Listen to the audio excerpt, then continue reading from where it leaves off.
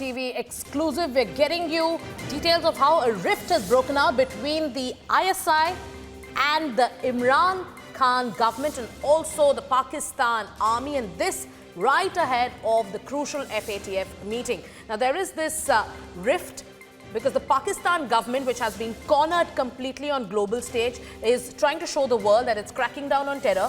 10 terror training camps of the Lashkar, of the Jaish-e-Mohammed, of Hizbul have been shut down. There is a complete divide because the ISI wants these terror camps to survive. They want it to continue. They want to keep supporting these terror camps. But however, the Pak army and Imran Khan government is opposing this move of the ISI because of the FATF meeting. They have to show the world that they are in fact serious about terror. They've been cornered. We saw how India cornered them even at the SCO summit that took place in Bishkek in Kyrgyzstan. And right now, what's happening, what's playing out in Pakistan is this war between the Pakistani army, between the Imran Khan government and the ISI. Now, Imran Khan is a puppet prime minister. Today, he's trying to assert himself. On a day, day after day, we've been seeing how he's been a diplomatic blunder. On global stage, his own all-weather friend China has also taken a stand against Pakistan when it comes to terror. It knows that it cannot associate with Pakistan when it is giving active support to terror groups. All right, we have Shaman joining us live as we break down the details of that story. Total chaos, Shaman, in the Pakistani establishment. Imran Khan, who was snubbed on the global stage when India managed to successfully corner Pakistan on the issue of terrorism at the SCO summit, today wants to put up this show in front of the world that it is serious on its action against terror. They're cracking down, a sham crackdown on terror groups, which the ISI is opposing. What more details are you tracking?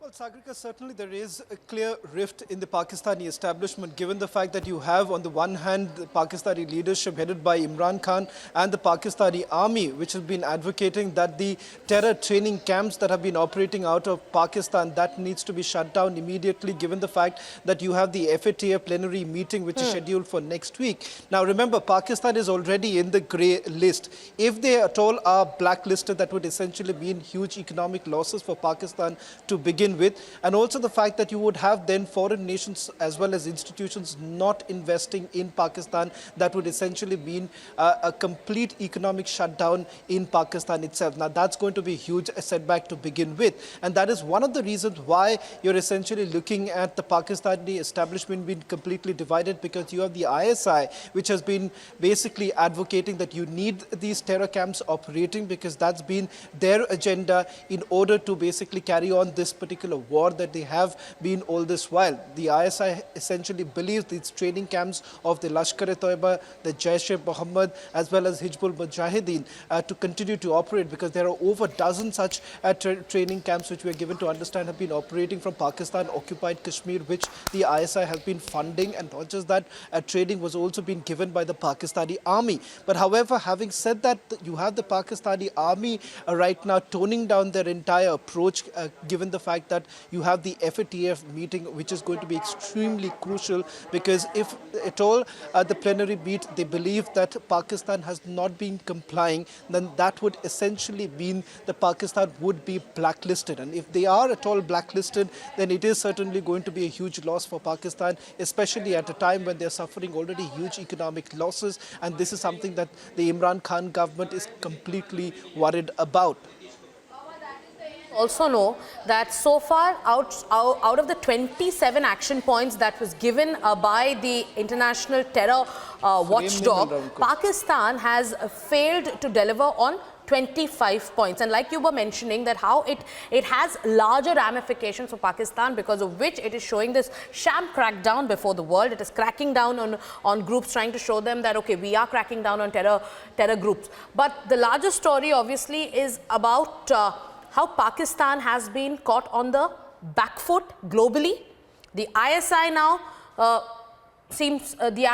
is also cornering the Imran Khan government because it wants this crackdown on terror groups that it gives active support to stop. So this is a total confusion. So what are we expecting? What next if this kind of a fight goes on in the Pakistani establishment?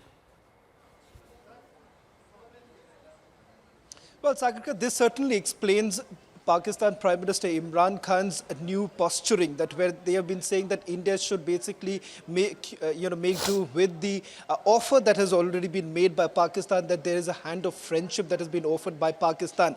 The reason why you're looking at Imran Khan perhaps basically coming up with this olive branch whatsoever is only because of the fact that there is a huge danger looming large over Pakistan right now in the form of the FATF plenary meeting. That's when the decision would be taken whether at all to remove Pakistan from the grey list to blacklisting them. That would essentially mean that already the problems that they are facing, that would certainly heighten, and that would ensure that for them to basically move on, or for them to carry out with their daily operations, that in itself would be extremely difficult. And that is the reason why clearly the entire establishment seems to be divided. On the one hand, ISI still wants to continue with their proxy war by ensuring that they continue to provide weaponry, not just weaponry, but also training to the terror camps operated by the Jaish-e-Mohammed as well as Lashkar-e-Taiba. So all of that to put together, for the Pakistan's Prime Minister Imran Khan, this is going to be a tough time, because if he really does not act on what India has already been saying, that you need to shut down these training camps, if they don't, then they are certainly going to suffer huge financial losses.